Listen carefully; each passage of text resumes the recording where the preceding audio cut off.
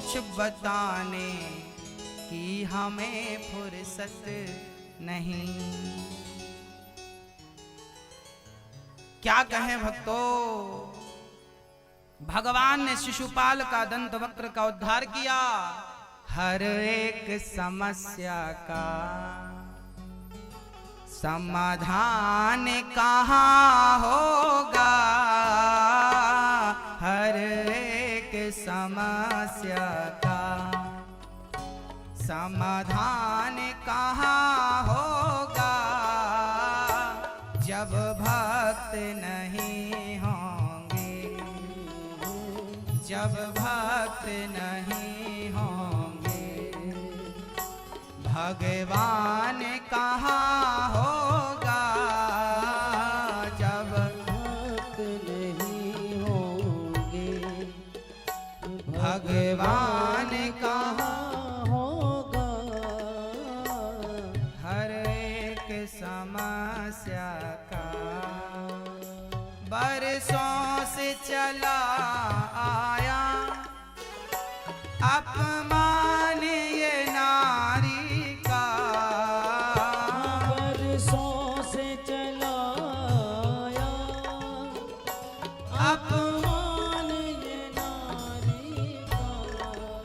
नारी जात का वर्षों से अपमान होता आया है, पर आज तक के इतिहास में सबसे बड़ा अपमान कहाँ हुआ, किसने किया और किस नारी का हुआ, जरा सुनिएगा। पर चीर हरण जैसा, पर चीर हरण जैसा अपमान कहाँ होगा, पर चीर हरण जैसा अपमान कहाँ होगा, जब भक्त नहीं होंगे, भगवान कहाँ होगा, जब भक्त नहीं हो। दान जो करते हैं दानी कहलाते हैं, दान जो करते हैं दानी वो कहते हैं। जो दान करता है वो क्या कहलाता है, दानी कहलाता है। बताइए आज तक के इतिहास में सबसे बड़ा दानी कौन, बोलो नाम। पर मोरा ध्वज जैसा, पर मोरा ध्वज जैसा कोई दानी कहाँ होगा, पर मोरा ध्वज जैसा कोई दानी कहाँ होगा, जब भक्त नहीं होंगे। और जरा देखिए, वेद जो पढ़ते हैं ज्ञानी कहलाते हैं, वेद जो पढ़ते हैं ज्ञानी कहलाते हैं। बताइए आज तक के इतिहास में सबसे बड़ा ज्ञानी कौन है, नाम बताइए। पर रावण के जैसा, पर रावण के जैसा कोई ज्ञानी कहाँ होगा, पर रावण के जैसा कोई ज्ञानी कहाँ होगा, जब भक्त नहीं होंगे, भगवान कहाँ होगा, जब भक्त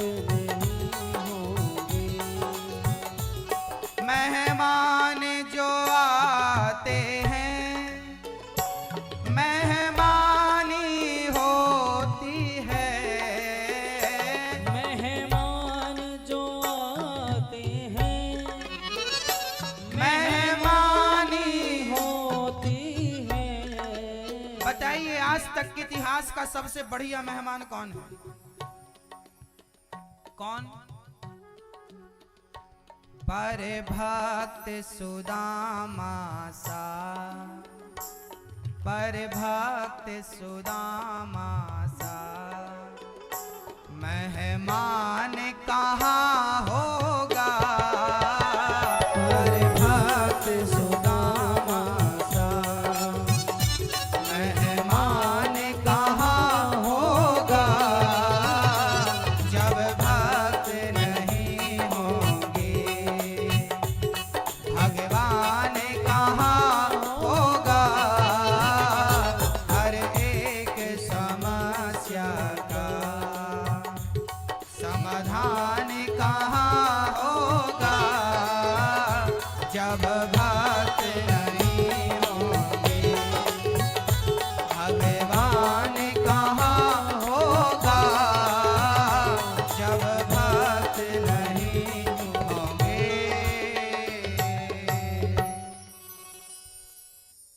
मेहमान जो आते हैं, मेहमानी होती है, पर भक्त सुदामा सा, मेहमान कहाँ होगा? ऐसा मेहमान, कैसे मेहमान थे सुदामा जी? कुचैलम मलिनम क्षामम ध्वजम धमनि संततम, देवी पर्यचरत् साक्षात् चामरव्य जनेन वै, कृष्णस्यासीत् सखा कश्चित् ब्राह्मणो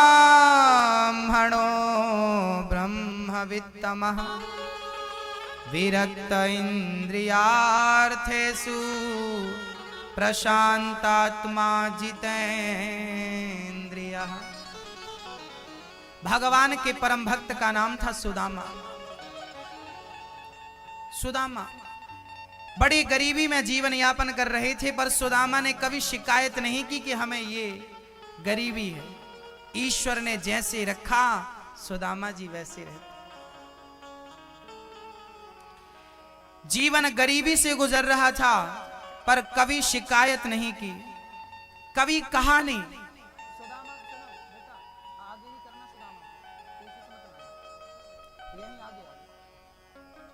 सुदामा जिनके पास सुंदर दाम हो, उसी का नाम सुदामा है। 4 मुट्ठी चावल मांग कर ले आई। सुदामा के पिता का नाम था धर्माध्वरी। सुदामा के पिता और मां बचपन में गुजर गए थे। गुरु शांदीपनी के यहां कृष्ण से मित्रता भई थी। सुशीला पत्नी थी। 4 दिन तक चूल्हा नहीं जलता था, फिर भी सुदामा शिकायत नहीं करते थे कि ये क्यों। भक्तों, भगवान से जब मन लग जाता है ना, भगवान से दिल जब लग जाता है, तो फिर किसी की चाह रह नहीं जाती। सुदामा को धन की चाह नहीं थी मेरी मां, सुदामा को केवल कृष्ण की चाहत थी। कुछ नहीं था तो 4 मुट्ठी चावल मांग कर ले आई। सुशीला ने कहा, जाइए, आपके पति, आपके मित्र क्या द्वारिकाधीश हैं? सुदामा ने कहा, देवी तुम्हें कैसे पता? बोले, कल पंडित जी आए थे, उन्होंने बताया, उन्होंने भिक्षा मांगी। हमने कहा हमारे घर गरीबी ने जन्म लिया, कुछ दे नहीं सकती। उन्होंने कहा कि आपके पति के मित्र द्वारिकाधीश हैं, अपने पति को भेजती क्यों नहीं हो? तब मुझे खबर लगी कि आपके द्वारिकाधीश नाम के मित्र हैं। सुदामा को याद आ गई मित्र की। बहुत दिन हो गए सुशीला, पता नहीं वो याद रखा होगा कि नहीं। सुशीला को कृष्ण की याद है, पर सुदामा कृष्ण कहाँ रहते हैं ये याद ही नहीं। सुशीला को याद है। अच्छा, जिनसे आपको कुछ चाहिए है, आप उनके बारे में पूरी जानकारी रखते हैं, वो कहाँ रहते हैं, कब मिलेंगे, कब नहीं मिलेंगे। लेकिन जिनसे आपको कुछ चाहिए नहीं, उनसे आपको क्या लेना देना। सुदामा को कृष्ण नाम से तो मतलब था, पर कृष्ण कहाँ रहते हैं मतलब नहीं था, क्योंकि कोई चाह नहीं थी। चाहत तो सुशीला की थी कि जाइए कृष्ण से कुछ मांग कर लाइए। सुदामा बोले खाली हाथ कैसे जाऊं, तो 4 मुट्ठी चावल मांग कर ले आई और कृष्ण को मिलने के लिए पठाया, पोटरी पर बांध कर दे दिया। सुदामा जी चल पड़े। सुदामा जी चले श्याम सुंदर से मिलने। सुदामा गाते हुए मन में हरे कृष्ण रामा। सुदामा जी चल पड़े और चाहत किसकी थी? केवल कृष्ण को पाने की चाहत। हाँ, मित्र की मित्रता श्याम प्यारे सखा,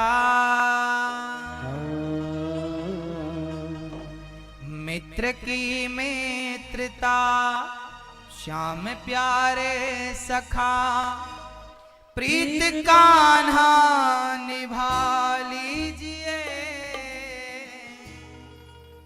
द्वारिका में बुला लीजिए मेरे श्याम, द्वारिका में बुला लीजिए।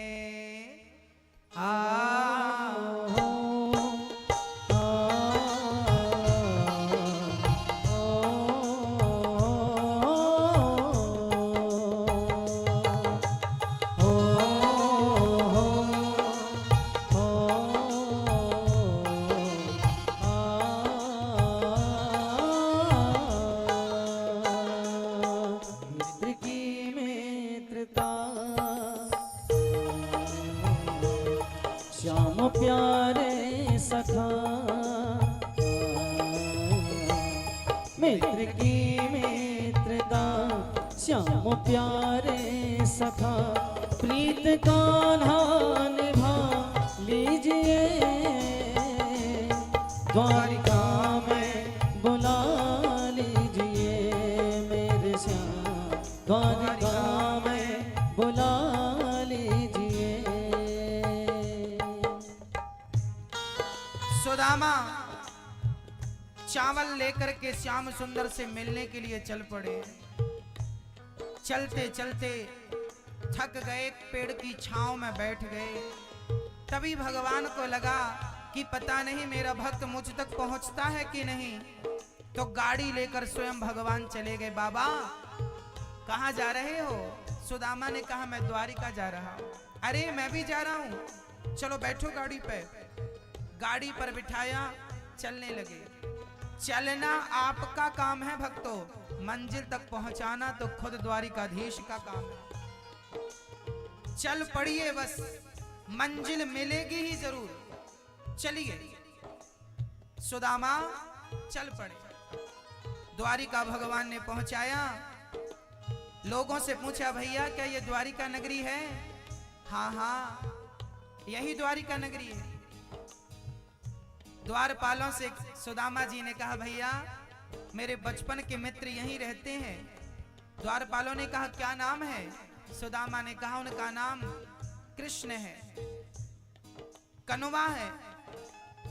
द्वारपालों ने कहा भैया उनका नाम ऐसे नहीं लिया जाता, अरे बड़े आदर से, वो बड़े राजा हैं यहाँ के, उनका आदर से नाम जपो, ऐसे थोड़ी बोलते हैं। तो क्या नाम है? बोले 1008 धीसों के धीस महाधीश द्वारिकाधीश, ऐसा बोलो। तब सुदामा बोले राम राम, अब तो नाम भी बड़ा हो गया दारी के कन्हैया। सुदामा ने कहा भैया एक बार मेरे मित्र से कह दो कि बचपन का मित्र आया है। जब नहीं सुनवाई हुई तो सुदामा जी कहने लगे कन्हैया कब से खड़ा हो, यदि नहीं आया तो मैं वापस चला जाऊंगा। कब से खड़ा हूं तेरे द्वार पर। सुदामा ने अपना हाल कह दिया।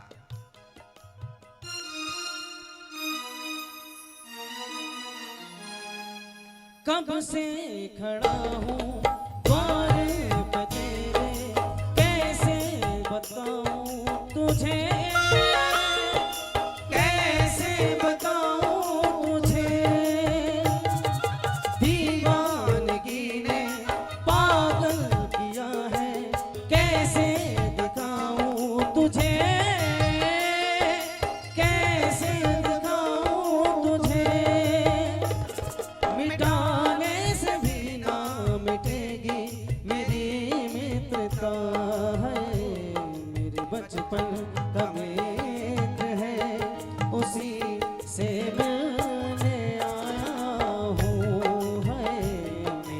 बचपन का मित्र है, उसी से मिलने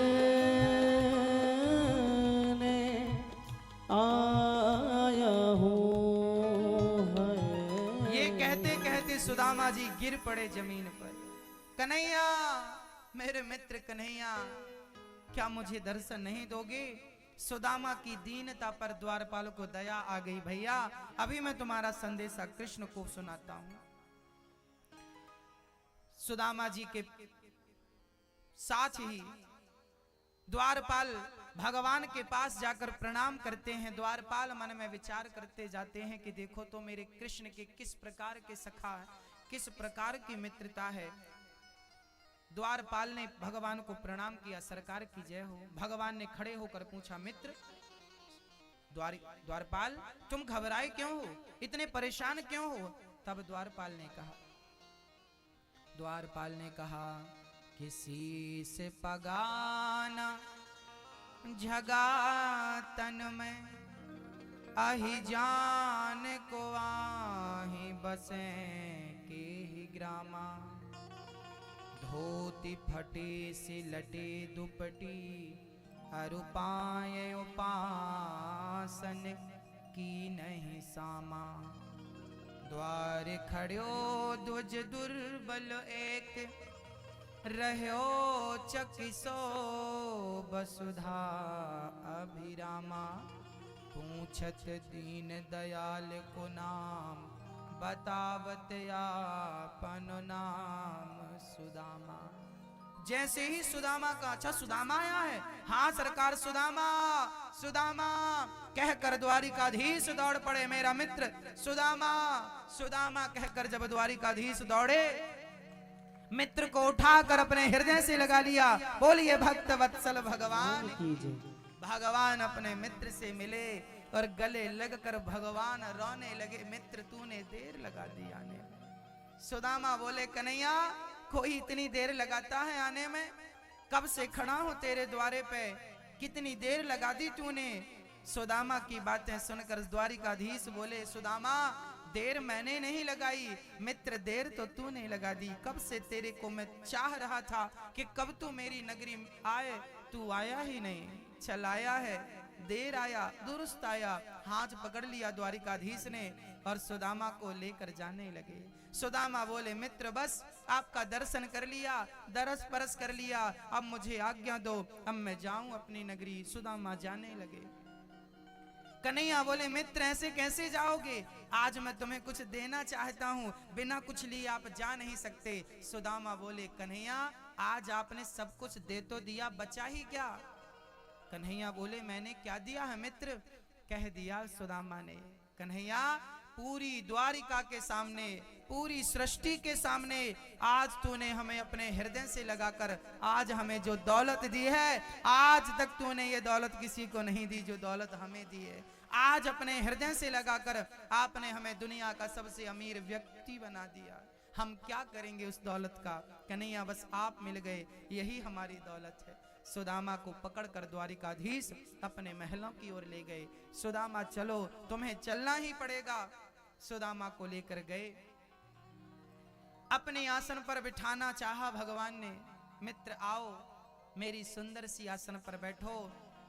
दूध की तरह सफेद और स्वच्छ मक्खन की तरह आसन पर गोविंद ने अपने मित्र को बिठाया। मित्र नीचे, कन्हैया मैं नीचे तेरे चरणों में अच्छा हूं। उठाया, अपने आसन पर बिठाया। मित्र ऐसे नहीं, यहाँ बैठो। सुदामा भगवान की आसन पर बैठे, मित्र सीधा बैठो, सीधा बिठाया।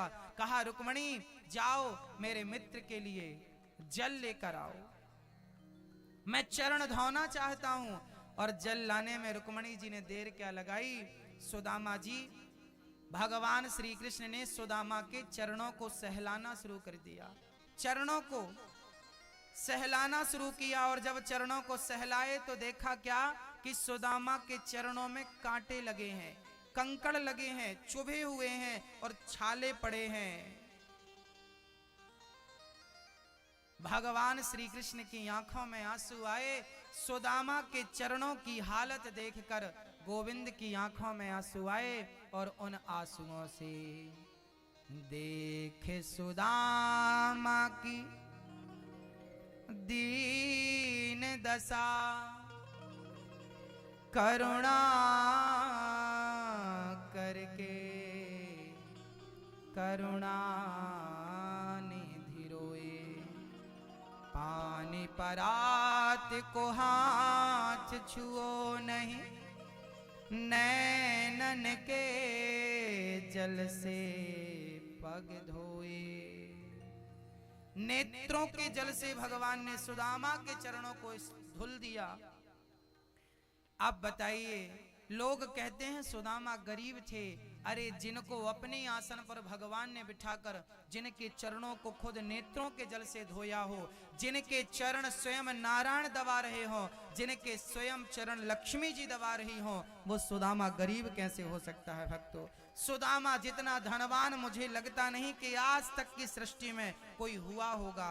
सुदामा जैसा अमीर तो केवल सुदामा ही थे, कोई नहीं था इतना अमीर। सुदामा रो रहे थे। भगवान ने कहा, ये बताओ मित्र मेरी भाभी ने क्या भेजा। सुदामा पोटरी छिपाने लगे। भगवान ने पोटरी छीन ली और छीन कर भगवान द्वारिकाधीश ने जब पोटरी खोली, देखा 4 मुट्ठी चावल। उस पोटरी को खोलकर भगवान ने देखा, पहली मुट्ठी चावल उठाकर भगवान ने अपने मुख पे रखा। वाह कन्हैया, वाह मित्र सुदामा, कितने स्वादिष्ट चावल थे।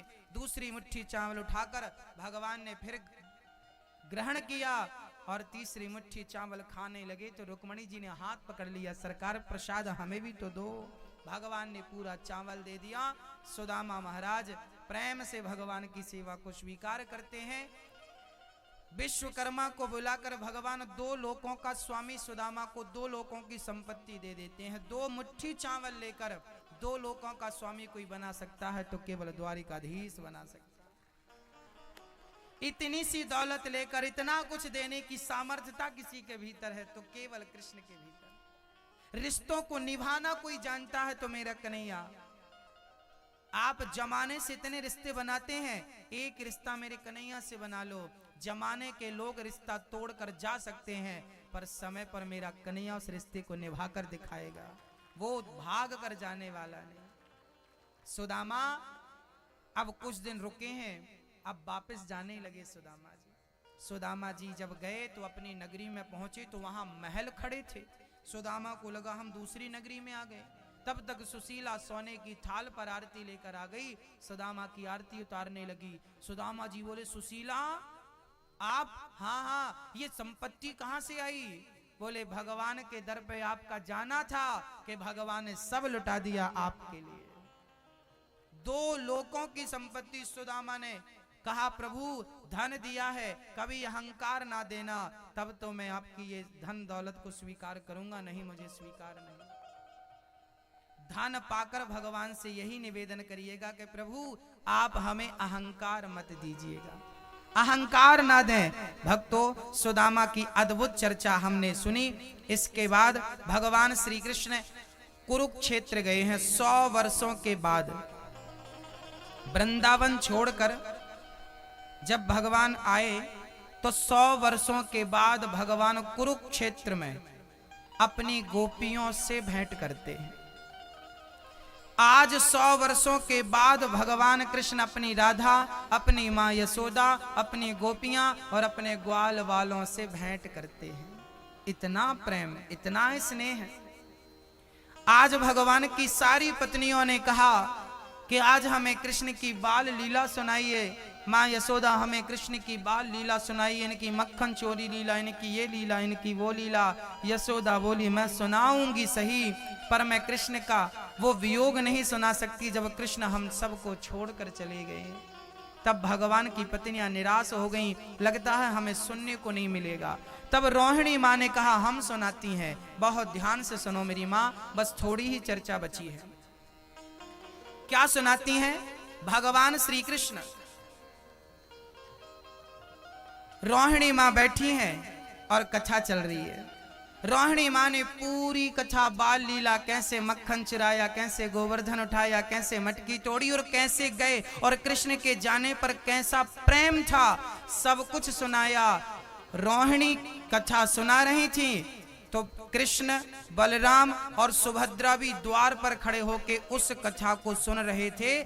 कृष्ण ने जब अपनी ही बाल कथा सुनी, बाल चरित्र सुने, तो कन्हैया के अंदर ऐसा प्रेम जागा, उस कथा को सुनकर ऐसा प्रेम जागा कि कृष्ण का शरीर पानी बनकर पिघलने लगा। रोहिणी माँ सुना रही हैं कथा, बलदाऊ भैया का शरीर पिघल गया और बलभद्र के साथ साथ स्वयं उनकी बहन सुभद्रा का शरीर पिघल गया। रोहिणी माँ ने देखा कि कृष्ण की ये हालत, आंख निकल गई, हाथ गायब, पांव पिघल गए। रोती रोती माई लाला क्या हुआ? कन्हैया बोले माँ मत कहो कुछ, आप तो कथा सुनाओ, मैं इसी रूप में रह करके अब अपने भक्तों को दर्शन दूंगा।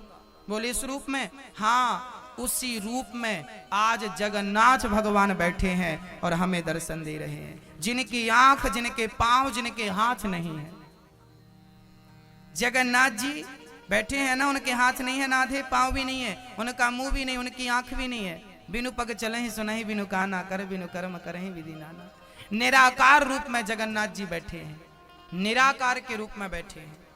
वही रूप गोपियों के प्रेम का, वही रूप भगवान जगन्नाथ जी का है। जब भगवान का वो रूप देखता हूं तो मुझे गोपियों के द्वारा कृष्ण का वो प्रेम याद आ जाता है, जो भगवान कृष्ण गोपियों से प्रेम। गोपियों ने 100 साल का वियोग सहा था, तो भगवान इस कलयुग में जगन्नाथ बन करके 4,32,000 वर्ष तक गोपियों के इस प्रेम की कीमत चुकाएंगे।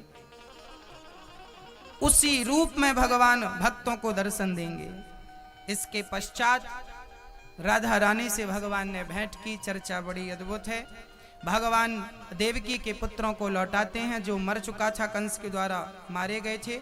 भृगु जी त्रिदेवों की परीक्षा लेते हैं। भगवान के पुत्र पौत्रादियों को आपस में लड़के मरने का श्राप लगता है। सारे यदुवंशी आपस में लड़के मर जाओगे। साम्य ने पेट में कपड़ा बांधा था, दुर्वासा जी ने श्राप दिया। आखिरी समय नव योगेश्वरों की चर्चा है। मूसल, कपड़ा हटाकर देखा मूसल हुआ था, पानी में फेंक दिया था चूर्ण करके। आगे मैं चर्चा सुनाऊंगा। दत्तात्रेय जी के 24 गुरुओं की भागवत में चर्चा है। पहले गुरु पृथ्वी, वायु, आकाश, अग्नि, चंद्रमा।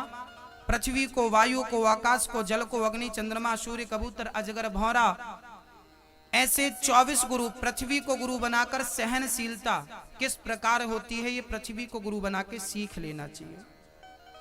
प्रवास क्षेत्र में सारे यादव शराब पीकर उन्मत्त हो गए और आपस में ही सारे यदुवंशी लड़कर के मर गए। सारे यादव। अनिरुद्ध का बेटा वज्र बचा है, जिसकी आज संतान यादव गण हैं, यादव लोग हैं। अब भगवान के 125 वर्ष लीला के पूरे हो गए। भगवान सारे यादवों को आपस में लड़ता हुआ देखते हैं। सारे लड़के मर गए। भगवान ने परिकर को परमधाम भेजा। भगवान के पांव में बहेलिये ने बाण मारा। ये बहेलिया कौन था? पिछले जन्म का बाली।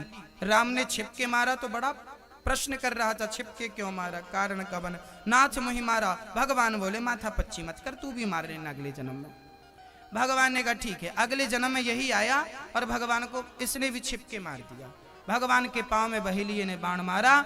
भगवान के चरणों में गिर पड़ा, प्रभु मैंने आपको प्रहार किया। भगवान बोले ये मेरी लीला का एक अंग है। भगवान ने बहेलिये का उद्धार किया और शरीर सहित भगवान जाने लगे। चर्चा इस प्रकार भी है कि भगवान के शरीर को अर्जुन ने चिता पर रख के आग लगाई। भगवान का शरीर पूरा तो जल गया, पर उनका धड़कता हुआ हृदय नहीं जला। अर्जुन से भगवान ने कहा आकाशवाणी में, ये मेरा समुद्र में तुम हृदय फेंक दो। वही समुद्र में हृदय जब फेंका तो लहरों ने उन्हें द्वारिका जगन्नाथ जी में छोड़ दिया। और जगन्नाथ भगवान के आज भी हृदय परिवर्तन होता है। कृष्ण का वही धड़कता हुआ हृदय आज भी जगन्नाथ जी के भीतर है। आज भी हर जब 2 आषाढ़ आते हैं तब जगन्नाथ जी का हृदय परिवर्तन होता है। जगन्नाथ जी का, दुनिया में केवल जगन्नाथ जी ऐसे हैं जिनका अपना शमशान भी है। जगन्नाथ जी हर बार हमारी और आपकी तरह मर जाते हैं और पुराने जगन्नाथ जी को जमीन पे गाड़ दिया जाता है। जब 2 आषाढ़ आता है, जब पुरुषोत्तम महीना आता है ना, तो पुरुषोत्तम महीना में कोई भी महीना बढ़ सकता है। जब 2 आषाढ़ आते हैं उस समय भगवान जगन्नाथ जी दूसरे बनाए जाते हैं और इनका हृदय निकाल कर एक पुजारी इनका हृदय धड़कता हुआ हृदय उनके हृदय में उनके भीतर डालता, उसे हृदय परिवर्तन कहते हैं। जगन्नाथ जी के हृदय परिवर्तन की पूरी कथा यूट्यूब पर मिल जाएगी, आप लोग ढूंढ लीजिएगा। आप अपनी संस्कृति के बारे में जानते नहीं हैं, ये अनादि से चला रहा है। आज भी भगवान स्वप्न में बताते हैं जिस पेड़ की जगन्नाथ जी बनाए जाते हैं ना, वो पेड़ भी अद्वितीय होता है। कुछ लक्षण होते हैं उस पेड़ पर, शंख चक्र के निशान पाए जाते हैं उस पेड़ पर। आज भी कलयुग में आपको चमत्कार देखना हो, जगन्नाथ जी की हिस्ट्री पढ़िए। बोलिए जगन्नाथ भगवान की। भक्तों, भगवान धराधाम को छोड़कर चले गए। भक्तों ने कहा प्रभु आपके बिना हम कैसे रहेंगे। भगवान ने कहा हम जा नहीं रहे, हम इस कथा में समा रहे हैं। जहां जहां ये कथा होगी वहां वहां हम प्रकट होकर अपने भक्तों का दुख दूर करते रहेंगे। गए नहीं, समा गए। भक्तों, पहले दिन की कथा में आपने सुना धुंधकारी का उद्धार। दूसरे दिन की कथा में आपने सुना कि कलयुग को रहने के परीक्षित ने कितने कमरे बनवाए? 4। द्यूतम पानम स्त्रियः सुना। कलयुग का पहला स्थान है जुआ। जहां जुआ होगा वहां सर्वनाश होगा। जितने लोग आप में से जुआ खेलते हैं कान खोलकर सुनिए, जुआ खेलोगे तो नाश नहीं होगा, सर्वनाश होगा। कौरवों ने जुआ खेला था, सर्वनाश हुआ कौरवों का। पानम, शराब पियोगे तो नाश नहीं होगा, सर्वनाश होगा। किसका हुआ? अरे भगवान कृष्ण का वंश नहीं बच सका जुआ शराब पीने से। अभी सुनाया ना, शराब पीकर सारे यादव लड़के मर गए। जब भगवान कृष्ण का वंश शराब पीने से नहीं बचा, अरे गहरे नत्थु खैरे क्या बचेंगे। इसलिए मेरी आपसे प्रार्थना है कि शराब अपने से दूर रखिएगा, शराब का स्पर्श मत करिएगा। एक बार आप शराब पीते हैं उसके बाद तो वो आपको पीना शुरू कर देती है, आप क्या पिएंगे उससे। एक सज्जन गाड़ी लेकर आए और पहुंचने लगे। हमने कहा चलाया भी करो, बोले डीजल महंगा है। हमने कहा मिट्टी का तेल डालो, कैरोसिन डालो, घासलेट डालो। अरे महाराज जी इंजन बैठ जाएगा। हमने कहा पागल, गाड़ी का इंजन बैठ गया तो बन जाएगा, पर तेरे शरीर पर तो जो शराब पिला पिला के जो शरीर का इंजन बिठाल रहा है, ये इंजन एक बार बैठा तो कोई बनाने वाला नहीं है। गाड़ी बन जाएगी, मिल जाएगी, पर ये शरीर मानव का तन अब मिला है। इसके बाद शराब पीकर इसका दुरुपयोग करोगे, हजारों जन्म तक नाली का कीड़ा बनाएगा। भगवान तुम इस योग्य शरीर पाने के योग्य नहीं हो। इसलिए शराब का परित्याग कर दीजिए और पराई नारी और पराय पुरुष पर दृष्टि डालो तो भी सर्वनाश। रावण ने पराई नारी पर दृष्टि डाली, सर्वनाश हुआ कि नहीं? सर्वनाश हो गया। और मांस खाने से सर्वनाश